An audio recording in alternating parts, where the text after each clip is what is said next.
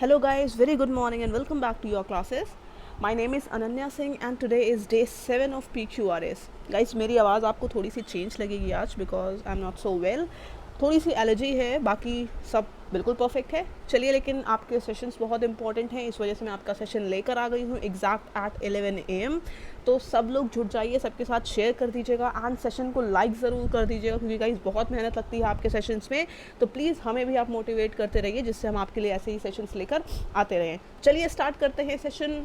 अब गाइज इसका पीडीएफ आपको मिल जाएगा हमारे टेलीग्राम ग्रुप पे जिसका नाम है योर क्लासेस. डिस्क्रिप्शन में लिंक पड़ा हुआ है. आपको कुछ भी नोट नहीं करना है, बुक नहीं है क्योंकि ये किरण बुक की सीरीज़ है. किरण बुक भी आपके पास नहीं है तो भी परेशान होने की ज़रूरत नहीं है क्योंकि रिवीजन के लिए आपको पीडीएफ मिल जाएगा हमारे टेलीग्राम ग्रुप पे. चलिए स्टार्ट करते हैं बिना देर किए हुए सेशन. PQRS का बहुत इंपॉर्टेंट है, सारे एग्ज़ाम्स में आता है जिसमें भी इंग्लिश आती है. तो लेकिन अब बात ये आती है कि भाई PQRS देखने में इतना बड़ा है, इसको सॉल्व करने में कितना टाइम लगेगा और एग्ज़ाम में तो हमें बहुत कम टाइम मिलता है. तो इसीलिए मैंने आपको एक तरीका बताया है एलिमिनेशन मेथड का. तरीका आपको पता है, जिनने मेरा एक भी सेशन देखा है उनको पता है, लेकिन बार बार मैं एलिमिनेशन मेथड से आपको इतनी प्रैक्टिस क्यों करवा रही हूँ? क्योंकि जब तक आप इतनी प्रैक्टिस नहीं करोगे आप कोई भी क्वेश्चन अटेम्प्ट नहीं कर पाओगे. हर क्वेश्चन को सॉल्व करने के लिए, एलिमिनेशन मेथड को अप्लाई करने के लिए ट्रिक्स चाहिए होती हैं. आपको सीखना पड़ेगा किस तरीके से स्टेटमेंट्स को हम कनेक्ट करते हैं, किस तरीके से ऑप्शन को एलिमिनेट किया जाता है. ये चीज़ सीखना बहुत इंपॉर्टेंट है. चलिए आते हैं, देखते हैं किस तरीके से आप नई चीज़ें सीखते हो सेशन में. पहला क्वेश्चन नंबर 60 बोल रहा है कि the dead do sometimes tell tales if you know how to look for them. मरे हुए लोग भी कई बार टेल्स मतलब कहानियाँ बताते हैं. आपको सिर्फ ज़रूरत है उनको ध्यान से देखने की और उनको समझने की. तो इसके बाद अब कौन सा स्टेटमेंट आएगा? PQRS या 6 में इनमें से कौन सा स्टेटमेंट आएगा? ध्यान से देखिए. P बोल रहा है the flesh of bomb victims is shredded and may be seized by chemicals. अब यहाँ पर बॉम्ब विक्टिम्स की बात सीधे कैसे आ गई? बॉम्ब विक्टिम्स की बात कैसे आ गई? अभी तो बात कर रहे हैं हम डेड की, लेकिन बॉम्ब विक्टिम्स, कोई बॉम्ब ब्लास्ट का केस नहीं पता है तो बॉम्ब विक्टिम्स तुरंत कैसे आ जाएंगे? अब देखिए, मतलब P नहीं आ सकता है, P को हमने हटा दिया. अब Q देखते हैं. In the autopsy rooms of the Suffolk country. अब देखिए भाई, ऑटोप्सी रूम्स की बात आई है. ऑटोप्सी रूम्स क्या होते हैं? ऑटोप्सी रूम्स वो होते हैं जहाँ पर डेड बॉडीज़ रखी जाती हैं. In the autopsy rooms of Suffolk country, the medical examiner and his team were looking for clues. Autopsy room के अंदर मेडिकल एग्जामिनर और उनकी टीम्स क्लूज ढूंढ रही थी. अब देखिए ये कितनी अच्छी तरीके से रिलेट हो रहा है पहले से कि डेड बॉडीज़ भी हमें क्लू देती हैं, हमें कहानियाँ बताती हैं, लेकिन बशर्त हम उनको समझ पाएँ, अंडरस्टैंड कर पाएँ. तो क्यों यही चीज़ बता रहा है कि ऑटोप्सी रूम में मेडिकल एग्जामिनर अपनी टीम के साथ वो क्लूज ढूंढ रहे थे. क्यू बिल्कुल फॉलो कर सकता है. क्यू को लाइन में रखते हैं, देखते हैं कि मे भी कोई ऐसा स्टेटमेंट हो जो क्यू से भी ज़्यादा फॉलो करने लायक हो. आर को पढ़ते हैं. But most of the corpses he examined. ही अब अगर हम वन के बाद यूज़ कर रहे हैं तो फिर कोई मतलब नहीं होगा क्योंकि इसमें अनडिफाइंड प्रोनाउन आ रहा है ही. ठीक, तो आर हट गया. S, the body of a person killed by bomb looks different from the body of a victim in an ordinary plane clash. अब देखिए, जब तक ऑटोप्सी रूम की बात नहीं आएगी डिफरेंट डेड बॉडीज़ को हम कैसे डिफाइन कर पाएंगे? तो सबसे पहला जो स्टेटमेंट है वो क्यू ही होगा. ऑप्शंस में आएंगे. ऑप्शंस क्या देखना है हमें कि पहली जगह पर क्यू किस में है? 1 में नहीं है, 2 में नहीं है, 3 में है, 4 में भी नहीं है. So option number 3 is the correct answer. कुछ नहीं सोचना है, सिंपली ऑप्शन 3 को मार्क कर देना है as the correct answer. Clear है? चलिए देखते हैं अगला क्वेश्चन. Question number 61. गाइज एक काम आपको और करना है थोड़ा सा और ईजी बनाने के लिए. सबसे पहले जैसे ही आपके पास पैराजम्बल आता है ना, आप पॉइंट 1 पढ़ोगे क्योंकि फर्स्ट और सिक्स्थ हमारे फिक्स्ड होते हैं. आपने पॉइंट फर्स्ट पढ़ा, उसके बाद ऑप्शंस देखा करिए. जैसे इस ऑप्शन में बहुत बड़ी बात है, जैसे इस ऑप्शन में आपको दिख रहा है सारे के सारे स्टार्ट हो रहे हैं क्यू से, तो आपको मेहनत नहीं करनी है, ढूंढना नहीं है कि पहला स्टेटमेंट कौन सा है. तो सबसे पहले ऑप्शंस देखेंगे. फर्स्ट स्टेटमेंट पढ़ने के बाद ऑप्शंस पे आए, देखा कि चलो भाई सब में क्यू है तो ये हमारे लिए अंडरस्टूड है, आंख बंद करके हम मान लेंगे कि 1 के बाद क्यू आएगा. अब हमें देखना है कि क्यू के बाद क्या आएगा. उससे पहले हम पढ़ते हैं. Fighting a fire demands a lot of strength and endurance. आग से लड़ने के लिए हमें बहुत ज़्यादा एंड्योरेंस और स्ट्रेंथ और एंड्योरेंस की ज़रूरत होती है. ठीक है। इसके बाद क्यू आ रहा है, the protective clothing the firefighter wears will weigh about 10 kilograms. Q ही आ रहा है इसके बाद, जो प्रोटेक्टिव क्लोथिंग पहनते हैं फायर फाइटर्स, उसी का वेट कम से कम कितना होता है, उसी का वेट होता है अराउंड 10 किलोग्राम्स। ठीक है, 10 किलोग्राम उसी का वेट होता है, समझ में आ रहा है। अब देखना है कि पी के बाद क्या आएगा, द ब्रीदिंग यूनिट में weigh as much as 25 grams, ये भी आ सकता है। The firefighter will normally wear an oxygen mask and carry an oxygen tank, ये भी आ सकता है। लेकिन अब देखिए, एस भी पढ़ के चलिए, अपनी संतुष्टि के लिए एस भी पढ़ते हैं। अपार्ट फ्रॉम दीज, अभी तो वो मेजर्स ही नहीं आए हैं जिनके लिए अपार्ट फ्रॉम दीज लगाए, पहले कुछ पॉइंट्स मेंशन करेंगे, उसके बाद तो बोलेंगे कि अपार्ट फ्रॉम दीज इनके अलावा भी कुछ है, तो अभी वो पॉइंट्स मेंशन नहीं हुए, तो एस नहीं आएगा। पी और आर में आते हैं। पी हमें बता रहा है कि ब्रीथिंग यूनिट का वेट कितना होता है, और आर हमें बता रहा है कि फायर फाइटर क्या क्या पहनता है, उसके प्रोटेक्टिव उसकी जो क्लोथिंग होती है उसमें क्या क्या होता है। तो जब तक ये नहीं बताएगा कि क्या क्या होता है, तब तक ब्रीथिंग यूनिट की बात कैसे होगी। तो सिंपल लॉजिकली हमें ये समझ में आया कि क्यू के बाद आएगा आर, क्योंकि आर वो चीज़ें मेंशन कर रहा है जो होती हैं प्रोटेक्टिव क्लोथिंग में, और पी बता रहा है उन्हीं में से एक चीज़ को कि वो उसका वेट कितना होता है। ठीक है, सो क्यू आर किस में आ रहा है, इसमें क्यू पी आ रहा है, क्यू एस आ रहा है, क्यू आर इसमें आ रहा है, और इसमें भी क्यू पी आ रहा है। So option number 2 is the correct answer. कुछ नहीं सोचना है, ऑप्शन 2 को मार्क कर देना है, बाकी हमें इतना बड़ा कुछ भी पढ़ने की ज़रूरत नहीं है। क्लियर है। अब चलिए देखते हैं नेक्स्ट क्वेश्चन। उससे पहले गाइस, जैसा कि मैंने बोला, लाइक कर दीजिएगा, शेयर कर दीजिएगा अपने फ्रेंड्स के साथ, प्लस चैनल को सब्सक्राइब नहीं किया है तो कर दीजिएगा, इट्स अ मस्ट, क्योंकि आपके लिए बहुत ज़्यादा इंपॉर्टेंट सेशन हम डेली बेसिस पे लेकर आ रहे हैं। Plus don't forget to press the bell icon, क्योंकि जब तक आप बेल आइकन नहीं दबा रहे हो आपको लेटेस्ट अपडेट्स एंड नोटिफिकेशंस नहीं मिलेंगे। एसएससी की कोई भी न्यूज़ आती है, एसएससी कोई भी एग्जाम डेट में चेंज कर रहा है या अनाउंस कर रहा है, तो वो भी सबसे पहले आपको मिलेंगी हमारे चैनल पे। अब देखते हैं next question which is 62। We were taking tea at the Ratna tea stall. ठीक, taking tea at Ratna tea stall, हम रत्ना टी स्टॉल में बैठ के चाय पी रहे हैं।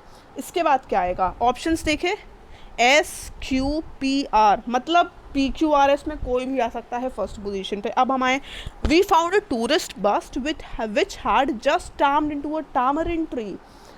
टी स्टॉल के अंदर तो हमको कोई टूरिस्ट बस दिखेगी नहीं, और अभी पहला स्टेटमेंट बोल रहा है कि हम टी स्टॉल पे हैं। चलिए, लेकिन पी को होल्ड पे रख लेते हैं, क्या पता टी स्टॉल खुला हो, ओपन एयर हो, तो मे भी वहाँ से देख सकती है। ठीक है, तो हमने पी को रख लिया होल्ड पे। अब Q, we rushed out of the tea stall. Q से पता चल रहा है कि टी स्टॉल ओपन एयर नहीं है, क्योंकि लिखा है out of the tea stall, तो मतलब पी नहीं आ सकता और क्यू भी नहीं आ सकता, क्योंकि हमें रश आउट होने का रीज़न नहीं पता है, तो क्यू भी एलिमिनेट हो गया। अब S, we help the passengers to get out of the bus. अभी आर पे कैसे पहुँचेंगे, ना जब बस आई है ना पैसेंजर्स की बात हो रही है, अभी तो हम अंदर बैठे हुए हैं ना, तो आर भी नहीं आ सकता।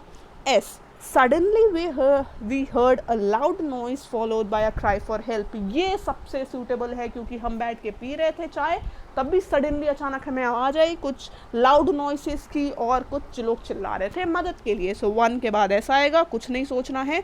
ऑप्शंस देखा, सिर्फ ऑप्शन नंबर 1 में पहली पोजीशन में ऐसा आ रहा है, जो कुछ नहीं करना है, आंख बंद करके ऑप्शन नंबर 1 को टिक कर देना है। Option number 1 is the answer.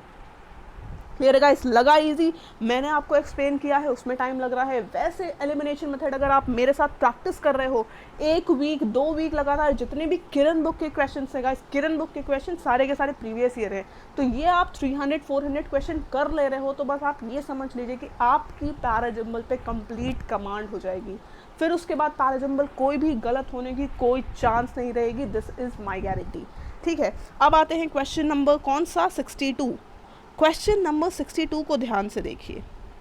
We were 62 तो यार अभी किया है। Question number 63, democracy is the primary goal of our Indian constitution. Democracy की बात हो रही है भाई, कि प्राइमरी गोल है हमारे इंडियन कॉन्स्टिट्यूशन का, समझ में आ रहा है कि पूरा पैसेज डेमोक्रेसी से रिलेटेड है।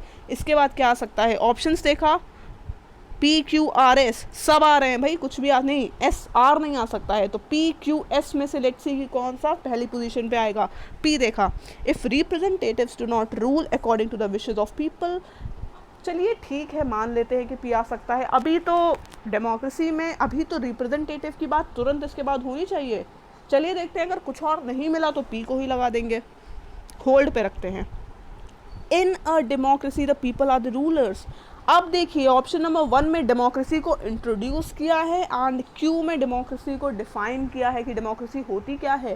डेमोक्रेसी में पीपल का रूलर, पीपल रूलर्स होते हैं।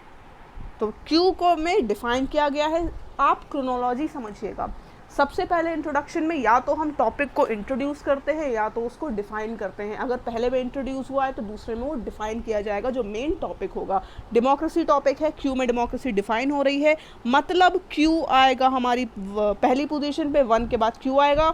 ऑप्शन नंबर सिर्फ 3 में ऐसा हो रहा है, so option number 3 is the right answer. Clear है गाइस, समझ में आया? क्यू आर आ नहीं सकता है और दे, एस का दे अनडिफाइंड प्रोनाउन है, so Q will come after 1 and option number 3 is the correct answer. Clear? अब आते हैं अगले क्वेश्चन पे which is 64. 64 बोल रहा है satellites have been launched into space for various purposes. बहुत सारे पर्पस के लिए हम स्पेस में सैटेलाइट्स को लॉन्च करते हैं। इसके बाद क्या आ सकता है? The other satellite. अभी भैया पहली सैटेलाइट की बात करो तभी तो अदर सैटेलाइट्स की बात होगी, नहीं आ सकता क्यों। अब देखिए क्यू बोल रहा है अबाउट द फर्स्ट सैटेलाइट, चलिए क्यू आ सकता है, तभी होल्ड पे रखते हैं।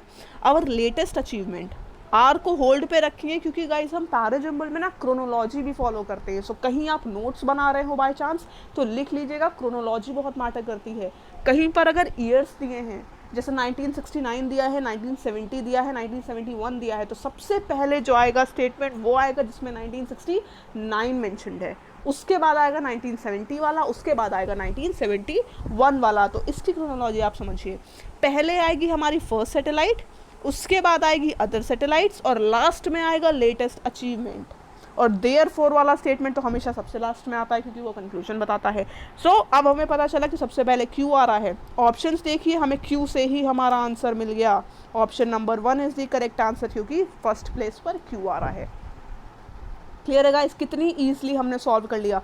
अब देखते हैं क्वेश्चन नंबर 65 क्या बोल रहा है। National integrity means national unity of all. National integrity की बात हो रही है, टॉपिक क्या है? National integrity means national unity for all. अब इसके बाद क्या आ सकता है?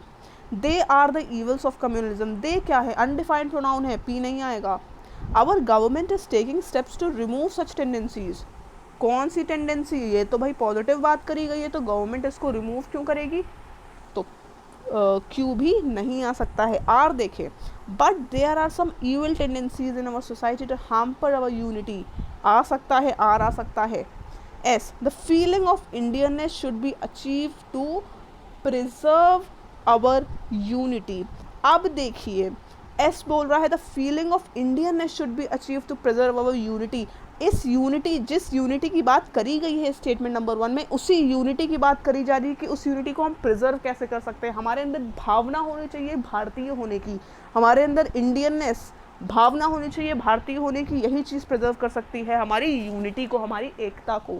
तो सबसे जो बेस्ट है वो है ऑप्शन, मतलब हमारा स्टेटमेंट एस, क्योंकि यूनिटी की बात करी गई है स्टेटमेंट 1 में और इसी यूनिटी को प्रिजर्व करने की बात करी गई है स्टेटमेंट एस में। अब ऑप्शंस पे आइए, सिर्फ एक ऑप्शन है जिसमें एस आ रहा है पहली पोजीशन पे, ऑप्शन नंबर 1। ठीक है, हमें आर भी लग रहा था लेकिन वो एस को फॉलो करेगा क्योंकि सबसे पहले उस यूनिटी को प्रिजर्व करने की बात करी जाएगी, उसके बाद ही तो कुछ एविल टेंडेंसीज की हम बात करेंगे कि कुछ बुराइयां भी हैं जो इसको तोड़ रही हैं। क्लियर है? So option number 1 is the correct answer. अब आते हैं नेक्स्ट क्वेश्चन पे विच इज़ क्वेश्चन नंबर 66। उससे पहले गाइस बहुत अच्छी चीज़ है आपके लिए, बहुत ही आप समझ लीजिए क्या बोल सकते हैं, एक अपॉर्चुनिटी है कि आप अपनी प्रिपरेशन को बहुत ज़्यादा आगे ले जा सकें, आप दूसरों से एक कदम आगे रहें। तो उसके लिए आपके लिए हैं डिजी बुक्स हमारे ऐप पे जिसका नाम है योर क्लासेस, या फिर आप हमारी वेबसाइट भी विजिट कर सकते हैं store.yourclasses.in। यहाँ पर आपको डिफरेंट सब्जेक्ट्स की मिलेंगी डिजी बुक्स जिससे आप कर सकते हो घर बैठे तैयारी। अब इन डिजी बुक्स में है क्या, इनमें एग्ज़ाम ओरिएंटेड क्वेश्चंस हैं, कुछ तो ऐसे क्वेश्चन हैं जो वर्ड टू वर्ड हमारे CHSL या CGL के पेपर में आ चुके हैं। ये आपको रिव्यूज़ देखने पे मिलेगा, आप प्ले स्टोर पे जाइए, आपका रिव्यूज़ पढ़िए, वहाँ पर आपको मिलेंगे ऐसे रिव्यूज़। प्लस वीडियो सोल्यूशन से आपको किसी कोचिंग वाले पे, किसी एजुकेटर पे डिपेंड नहीं होना है, खुद से ही पूरी की पूरी प्रिपरेशन आप कर सकते हो। प्लस इस लॉकडाउन की वजह से हम आपको डिस्काउंट दे रहे हैं, बाय 10 कोड अगर आप यूज़ कर रहे हो तो you will get flat 10% discount. So अब क्या चाहिए, सबसे अच्छी बात है कि आपको तैयारी करने को मिल रहा है, so you should have a look and you should try once. अब आते हैं क्वेश्चन नंबर 66 पे। क्वेश्चन नंबर 66 बोल रहा है most people are afraid of snakes. ज़्यादातर लोग सांप से डरते हैं। इसके बाद क्या आ सकता है? There may be some truth in this story, in this theory, because monkeys have a deep instinctive fear of pythons and other tree snakes. अभी तो ऐसी कोई थ्योरी मेंशन ही नहीं हुई है जिसमें मंकी, डियर वगैरह, मंकी और पाइथन्स का नाम आए। अभी तो ऐसी कोई थ्योरी मेंशन नहीं हुई है, तो दिस थ्योरी कहाँ से आ जाएगा? नहीं आएगा। पी को हम कर देंगे एलिमिनेट। क्यू की बात करें, बट दिस फियर, जिस फियर की बात ऑप्शन नंबर 1 में करी जा रही है उसी के लिए यूज़ है हमारा प्रोनाउन दिस फियर। ये है कनेक्टर, इसी को गाइस बोलते हैं कनेक्टर्स। अफ्रेड ऑफ स्नेक्स के लिए प्रोनाउन यूज है this fear, so Q will follow 1। अब ऑप्शन देखिए, 2 ऑप्शन हमारे रिमूव हो जाएंगे यहाँ पर, ऑप्शन नंबर 1 और 3 रिमूव हो जाएंगे क्योंकि पहली प्लेस पे क्यू आ रहा है। अब हमें देखना है क्यू के बाद एस आ रहा है, क्यू के बाद पी आ रहा है। अगेन अगर हम पी को देखें, दिस थ्योरी की बात तो अभी क्यू में भी नहीं आई है ना, ठीक है। सो क्यू में भी अभी वो थ्योरी नहीं आई है, सो पी फॉलो नहीं करेगा। सिंपली ये ऑप्शन भी एलिमिनेट हो गया। बचता क्या है? ऑप्शन नंबर 4 बचता है, तो सिंपल हम ऑप्शन नंबर 4 को अपना आंसर मान लेंगे आंख बंद करके। So option number 4 is the correct answer. कुछ नहीं सोचना है, बाकी कोई भी आपको अरेंजमेंट नहीं करना है, सिर्फ आपने पहला स्टेटमेंट देखा, इसी से क्लियर हो गया हमारा answer. This is called elimination method and connectors method. अब आते हैं अगले क्वेश्चन पे, क्वेश्चन नंबर 67 पे। क्या बोल रहा है आपसे? One of the reasons why people wear clothes is to protect their bodies. Cloth पहनने का एक ये रीज़न है कि लोगों की बॉडी बची रहे। ठीक भाई, अब इसके बाद क्या आ सकता है? In cold countries on the other hand, अभी फर्स्ट हैंड की बात नहीं हुई है और ऑन द अदर हैंड कैसे आ जाएगा? पी हट जाएगा। Besides cotton and wool, new fibres such as nylon and rayon are used today for clothes. चलिए होल्ड पे रखते हैं कि हो सकता है कि क्लॉथ किससे बनते हैं, ये बात उसके बाद बोली जाए। चलिए, in hot countries like India people wear clothes made up of cotton which are wool. इसको भी मान लेते हैं कि चलो क्यू और आर साथ में आएंगे कि किससे कपड़े बनते हैं, वो बात करी जा रही है। एस क्या बोल रहा है? The body has to be protective from heat and cold. अब देखिए, पहली बात में हम ऑप्शन नंबर स्टेटमेंट नंबर 1 में बोल रहे हैं कि क्लोथ्स पहने जाते हैं बॉडी को प्रोटेक्ट करने के लिए। एस बोल रहा है कि बॉडी कोल्ड और हीट से प्रोटेक्ट करी जाती है। उसी के बाद बाकी स्टेटमेंट्स बताते हैं कि क्या क्या फैब्रिक्स हैं जिनसे क्लोथ बनते हैं कोल्ड से बचने के लिए और हॉट से बचने के लिए। सो लॉजिक क्या निकल रहा है कि सबसे पहले प्रोटेक्शन की बात हो रही है, फिर बात हो रही है कि किस चीज़ से प्रोटेक्शन होना चाहिए, उसके बाद हमें ऑप्शन जो बाकी स्टेटमेंट्स है वो बता रहे हैं कि किस किस कपड़े से क्लोथ बनते हैं जिससे हम कोल्ड और हीट से बच सके। सो 1 के बाद आएगा एस। ऑप्शन देखते हैं, नहीं, no, option number 2 is the answer. कितनी सिंपल तरीके से हमारे सारे पैराजम्बल्स हो गए। देखने में लग रहा है कि भाई बहुत बड़ा है, इसमें तो बहुत टाइम लग जाएगा, बहुत सारे स्टूडेंट स्किप कर देते हैं, लेकिन बिल्कुल स्किप नहीं करना है आपको एलिमिनेशन मेथड लगाना है, कनेक्टर्स मेथड सीखना है मेरे साथ डेली प्रैक्टिस करके। सो गाइस, टाइम है 11 AM MWF में हमारी सेशन हो रहे हैं PQRS के। Don't forget to join my class. बाकी एक आपके लिए होमवर्क है, ज़रूर से इसका अभी जस्ट तुरंत स्क्रीनशॉट ले लीजिए इसका एंड मुझे इसका आंसर बताइएगा जिस तरीके से मैंने आपको सिखाया एलिमिनेशन मेथड लगा के, कनेक्टर्स मेथड लगा के। नीचे कमेंट बॉक्स में जैसे ही सेशन ओवर होता है वहाँ पे कमेंट करिए अपना आंसर। हर स्टूडेंट कमेंट करेगा, क्लियर है गाइस? सबके आंसर्स आने चाहिए। चलिए फिर, तब तक के लिए अपना ध्यान रखिए। मिलते हैं आपसे कल सेम टाइम पे कल नहीं, इनफैक्ट आज ही 4:30 बजे से हमारी कॉमन की क्लास होगी, उसको भी मिस मत करिए क्योंकि उससे आपकी कंप्लीट ग्रामर प्रिपरेशन हो रही है। अगस्त में ही पेपर है, क्लियर है? आपको डेट्स नहीं पता है तो रिवाइज डेट हमारे चैनल पे आ चुकी हैं, उसका भी आप सेशन देख सकते हो। तब तक के लिए अपना ध्यान रखिए। Stay home, stay safe and take care. Bye bye.